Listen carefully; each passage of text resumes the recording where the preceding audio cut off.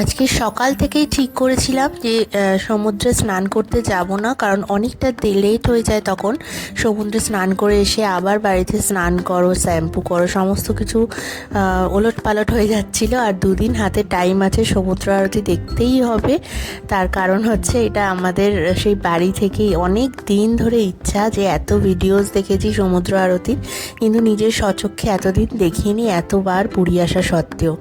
এই যে স্বর্গদ্বার, এই জায়গাটায় হয়। তোমাদের অনেকের কনফিউশন ছিল যে কোন জায়গায় হয়, ঠিক আমার মতোই আমারও কনফিউশন ছিল কোন জায়গাটায় হয়। অনেক কাউকে জিজ্ঞাসা করে করে তারপর অ্যাট লাস্ট এই জায়গায় এসে পৌঁছাতে পেরেছি। আকাশে দেখো পাখি উঠছে অনেক, হঠাৎ করেই তারা এলো, কেন জানি না।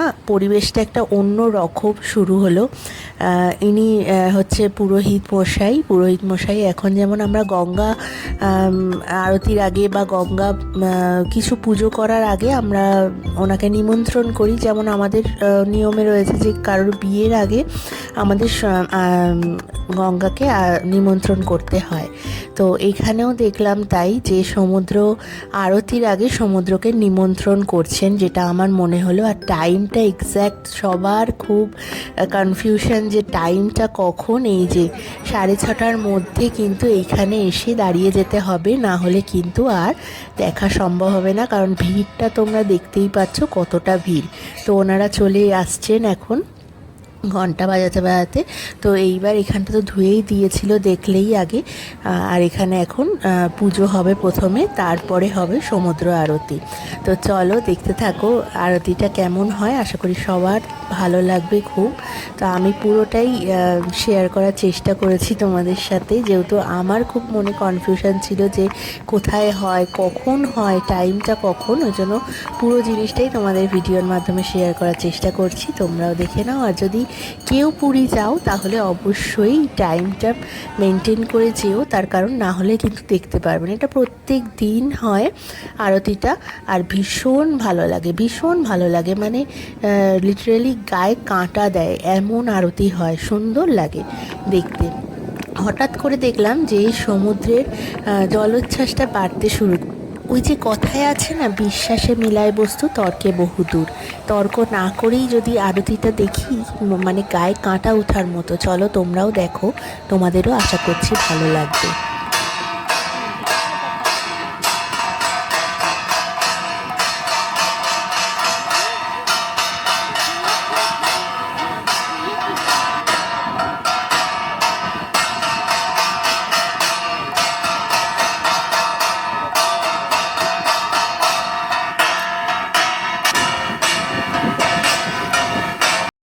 এখন যে পুরোহিত মশাই বসেছেন, উনি কিন্তু এবার পুজো করে নিচ্ছেন। উনি কিন্তু সমুদ্রকে আগে গিয়ে নিমন্ত্রণ করে এসছেন, বা আমন্ত্রণ জানিয়ে এসছেন কিছু একটা হবে। আমরা শুধু দাঁড়িয়ে দেখে গেছি, আমরা দর্শক। আর ভীষণভাবে গায়ে কাটা উঠছিল, এত ভালো লাগছিল ওনাদের মানে পুজোটা, যে কি বলবো। এই যে ইনি করবেন আরতিটা, তো এইগুলো না আমার সিনেম্যাটিক শট উঠে গেছে। তো উঠে গিয়ে ভালোই লাগছে দেখতে, পরে আমি যেটা চেক করলাম। তো চলো আরতিটা দেখো। আর এত হাওয়ার মধ্যে, মানে অবিশ্বাস্যকর যে এত হাওয়ার মধ্যে দেখো ওনার গায়ে কিন্তু এক ফোঁটা আঁচও লাগছে না। ওনার দিকেই কিন্তু আগুনটা যাচ্ছে বারে বারে, দেখতে পাবে তোমরা ফুলকিগুলো উঠছে আগুনের, কিন্তু তাও ওনার কিন্তু কোনো ক্ষতি হচ্ছে না। এটাই হয়তো জগন্নাথ মহাপ্রভুর লীলা। তো এখন সমুদ্র আরতি করতে যাচ্ছেন ওনারা। এইবার সমুদ্রের একটা অন্য রকম রূপ তোমরা দেখবে। মানে এইটা দেখার পরে না বিশ্বাস না করে আর কোনো উপায় নেই আসলে। এত সুন্দর লাগছিল এই সমুদ্র যে সাড়া দিচ্ছে ওনাদের আরতিতে, এইটা না আমরা পুরো নিজের চোখে দেখেছি। মানে এত ভালো লাগছিল যে কি বলবো, মানে এটা না একদম বলে বোঝানোর না। তো যাই হোক, দেখো তোমরা।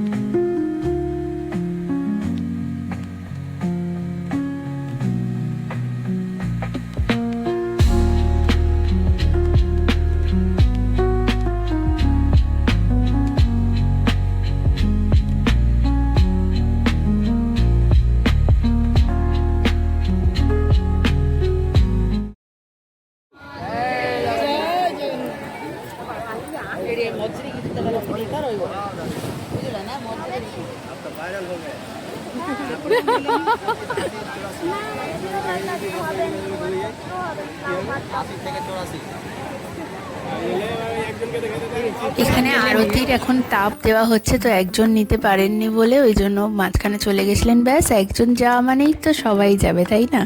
তো তাই তাকে বলা হচ্ছিল আপনি তো ভাইরাল হয়ে গেলেন, ভাইরাল হয়ে গেলেন। আসলে সবাই ভিডিও করে তো তাই জন্য।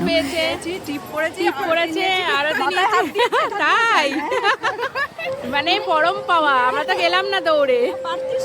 না যাবি যাবি এখন যাবি যাবি এখন, আমি পরের দিন যাব।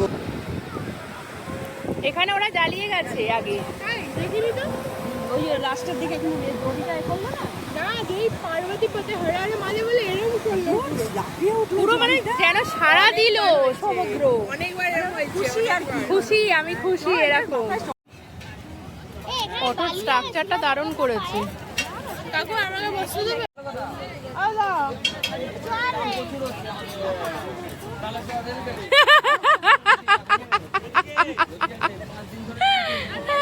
বাবা কেন যদি অটোর মাথায় বসে?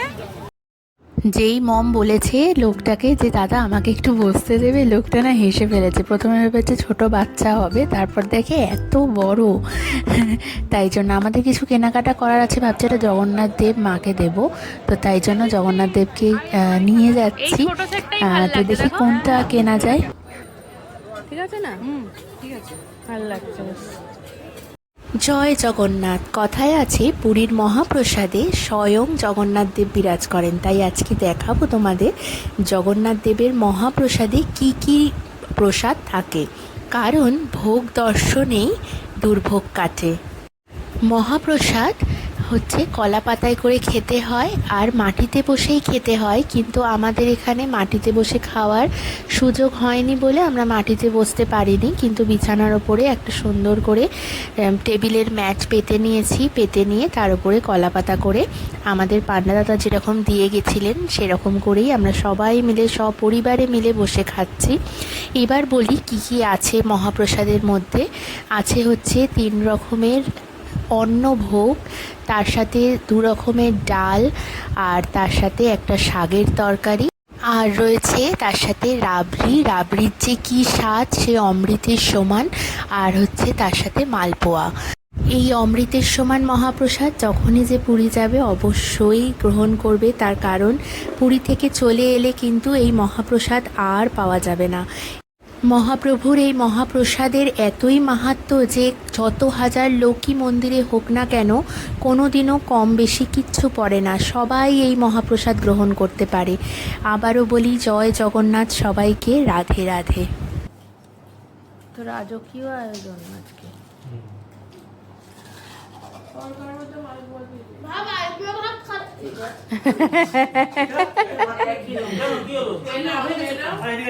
রেখে দাও আমরা খেয়ে নেবো।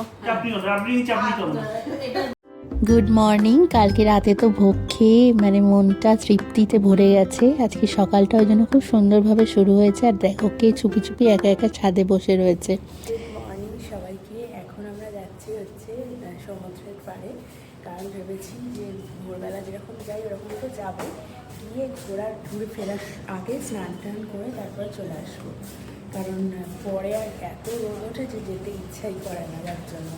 তো এখনই একেবারে স্নানের জামা কাপড় পরেই বেরোচ্ছি, যে স্নান করে তারপরে হচ্ছে চলে আসবো। তারপরে একটা জায়গায় আজকে যাওয়া আছে, সবটাই দেখবো। সূর্য ওঠার পরে এই জায়গাটা কি অপূর্ব দেখতে লাগে। রাতের বেলা অন্যরকম একটা এখানটা মেলা, সুন্দর আলো আলো, আর সকালের দিকটা সূর্যের আলোয় একদম চারিদিকটা আলোকিত, আর সমুদ্রের জলটা একদম নীলচে লাগছে এইবারে, মানে একদম পরিষ্কার জল। আগের বার না একটু মানে নোংরা পেয়েছিলাম জলে, তো এইবার ভেবেছিলাম যে এখানে স্নান করব না, কিন্তু এত পরিষ্কার জল যে এইখানেই স্নান করছি। ওই জন্য চাটা খাই অন্তত। এই আবার দোকান বলে দিই, চার বেকারি বিস্কুট এই দোকান খোলেনি তো এখন, এইখানে না ওদের বাড়িতে। বাহ, বলেছি তাই করবে, তাই খাওয়াবে না, তাই করবে। একটু বিরিয়ানি দিয়ে আনবে, ওই টাইমে কেউ বিরিয়ানি আনে না মম। শোন, এই টাইমে হাঁটতেও সুবিধা বালিতে।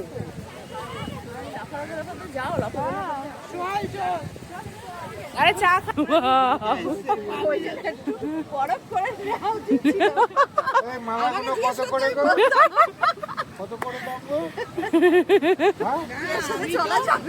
আমি তো কলেজে আমার বন্ধুদের বলি যে আমার প্যারেন্টস ওই দেখে না আমি তোদের সাথে কিভাবে বিয়ে করি, তোদের বাঁচাবে আমাকে না।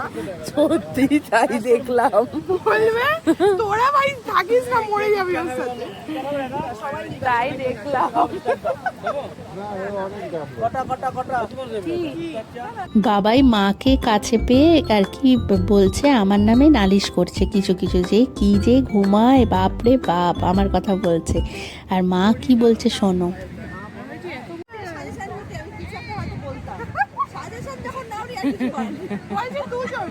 এবার সারা জীবন মরো, এবার সারা জীবন মরো, কিছু করার নেই।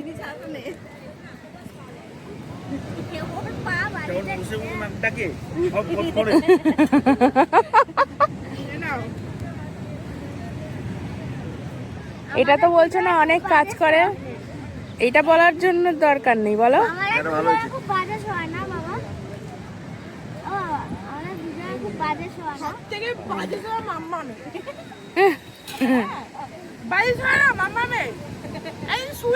দেখি আমার এইখানে পা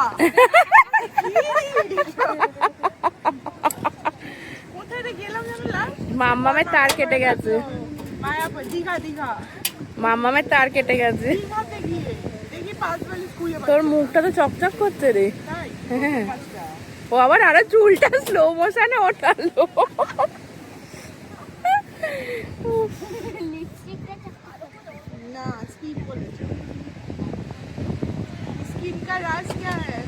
লাল বাদর, লাল বাদরই লাগছে এখান থেকে। এই চাটা ঢেলে না আরো হয়ে যাবে চকচকে। থেকে এসে তারপরে স্নান টান করে নিয়েছি, এখন ফ্রেশ হয়ে নিয়েছি। এত বালি চুলের মধ্যে ঢুকেছে আর কি বলবো। এখন যাচ্ছি বাজারে জিনিসপত্র কিনতে, মাছ টাছ একটু কিনতে হবে আজকে। তার কারণ হচ্ছে আজকে ইচ্ছা হয়েছে সবারই যে একটু বাজার করে কাউকে কোনো একটা দোকানে রান্না করতে দেওয়া হবে। এখানে আবার এই সুবিধাগুলো রয়েছে, তো বেশ ভালো লাগে। দেখি কেমন সে রান্না করে দেয়। তো চিন্তা করা হয়েছে আইটেমটা ডাল, একটু ভাজা আর একটা মাছের ঝোল, এই হবে। আর কুকুরদের যদি কিছু আলাদা হয় সেটা হবে, হয়তো চিকেন হতে পারে ওদের। তো বাড়িতে আর রান্নাবান্নার কোনো ব্যবস্থা করা হয়নি, কারণ রাতেই রান্না করবে, রান্নার লোক কোথায় পাওয়া যাবে এইসবের জন্য রান্না ঠিক করা হয়নি। এখন যাচ্ছি বাজারে, দেখা যাক কী কী মাছ পাওয়া যায়। আমরা এখন বাজারে চলে এসেছি। আর বাজারে গিয়ে প্রথম যেটা দেখার, মাছ টাছ কেনার আগেও, সেটা হচ্ছে কোথায় রান্না করতে দেব সেটা।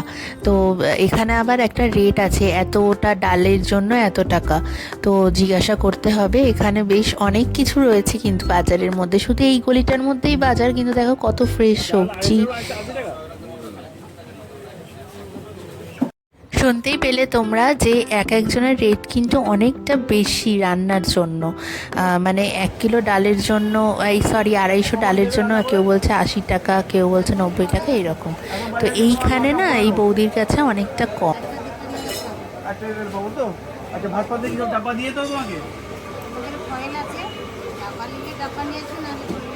আচ্ছা ঠিক আছে। রান্নার কথা আমাদের বলা হয়ে গেছে এবার, তাই জন্য আমরা কি করেছি, মাছ কিনতে চলে এসেছি। ঠিক যেখানে সবজি বাজার তার উল্টো দিকেই মাছের বাজার এখানে, আর একটাই বাজার মানে পুরীতে। তো এইটা বাজারের গলি নামেই আর কি পরিচিত সবার কাছে। এখানে ভালো ভালো মাছ আছে, কিন্তু ইলিশ মাছের দামটা মাছ হিসাবে মনে হলে একটু বেশি বলছে। তো যাই হোক, তো দেখি কি মাছ নেওয়া যায়। আর আজকে না আরেকজনদের বাড়ি যাওয়ার আছে, তো তাই জন্য একটু তাড়াহুড়ো করছি আমরা, যে তাড়াতাড়ি যাতে রান্নার খাওয়াটা হয়ে কমপ্লিট হয়ে যায়। এই যে আমরা এই ভাঙর মাছটা কিনেছিলাম, তো এইটাই এখন কাটাতে দেওয়া হয়েছে। এখানে কাটানোর জায়গাটাও বেশ আলাদা, এখানে মানে 20 টাকা নেবে, তো মাছ কেটে দেবে, কিলো হিসাবে কাটার দাম নেয় এখানে। তো এখানে মাছ কাটাকাটি হচ্ছে। তারপরে ওই যে রান্নার যেখানে কথা বলেছিলাম ওখানে সব কিছু দিয়ে তারপরে আমরা চলে গেলাম হচ্ছে সকালের টিফিনটা কিনতে, সকালের যে ব্রেকফাস্টটা আমরা করব সেটা। এখানে পরোটা কিনে নিয়েছি, পেটাই পরোটা, তার সাথে তরকারি দিয়ে দিয়েছে। আর এখানে বৌদিকে সব কিছু আমরা দিয়ে গেলাম। এবার উনি রান্না করে দেবে হচ্ছে ওই 1টা 1:30 নাগাদ বললো।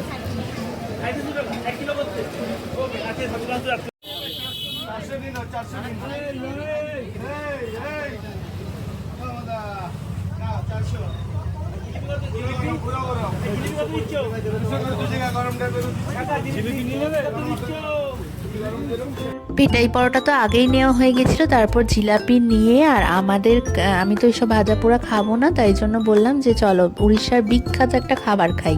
তো বাবাই যেহেতু মাঝে মাঝেই উড়িষ্যাকে আসতে হয়, ওই জন্য ও জেনে গেছে এখানে বিখ্যাত খাবার কি। এখানে দই বড়া, তার সাথে ঘুগনি দিয়ে এরকম সমস্ত কিছু স্যালাড ওপরে দিয়ে মশলা দিয়ে করে দেয়, ভীষণ খেতে ভালো লাগে।